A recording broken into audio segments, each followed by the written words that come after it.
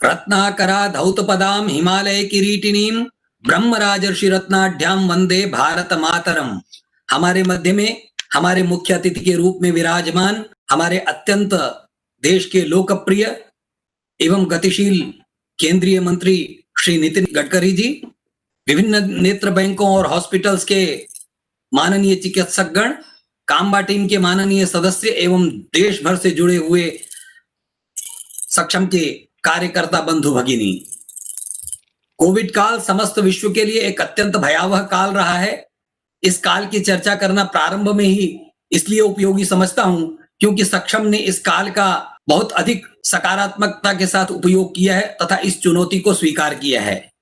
आज अंतर्राष्ट्रीय दृष्टि दिवस के अवसर पर सक्षम द्वारा संचालित इस अभियान के साक्षी होकर माननीय मंत्री जी ने इस दिन को ऐतिहासिक बनाया है और वह उनके लिए इस दृष्टि से महत्वपूर्ण है कि आपने माधव नेत्र पीढ़ी तथा माधव नेत्रालय के भी आप संस्थापक सदस्य रहे हैं।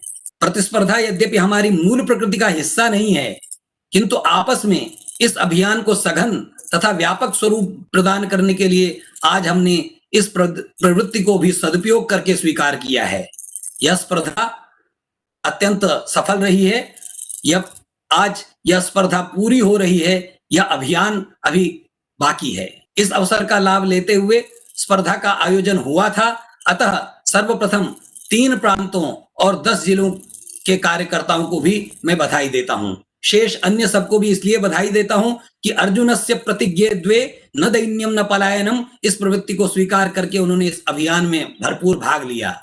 हमारी टेक्निकल टीम जिसने दिन रात एक करके इस कार्यक्रम को सफल बनाया है, निश्चित रूप से वह भी बधाई की पात्र है। माननीय मंत्री जी के की उपस्थिति में मैं आप सबको स्मरण दिलाना चाहता हूं कि यह देश दधि, शिवी और रंतिदेव जैसे ऋषियों और राज ऋषियों का देश है, जिन्होंने जीवन रहते अपने शरीर का मानवता के लिए परित्याग करना उपयोगी समझा।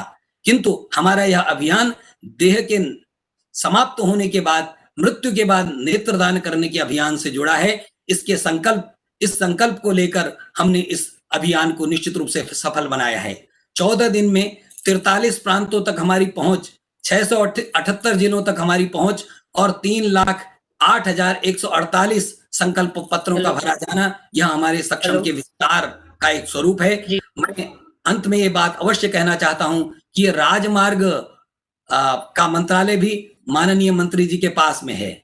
हम एक ऐसा संकल्प का राजमार्ग तैयार करें जिसके माध्यम से 2024 तक जो हमारे संगठन मंत्री जी ने कहा है, उस संकल्प को हम सरकार के माध्यम से और समाज के माध्यम से जन जन तक पहुंचाएं और उस संकल्प को पूरा करें। माननीय मंत्री जी का उद्बोधन हमें सुनना है, इस दृष्टि से मैं भी उसके लिए लालायित हूं, परंतु डॉक्टर शालिनी मोहन जी को ही यह अवसर देना है कि वे माननीय मंत्री जी को उपस्थित करें। ज्येष्ठाः श्रेष्ठाः वरिष्ठाः ये सदा कुर्वन्तु मंगलम, सक्षमं भारतम भूयात् प्राप्नुयात् वैभवम परम। सक्षम भारत, समर्थ भारत, भारत माता की जय।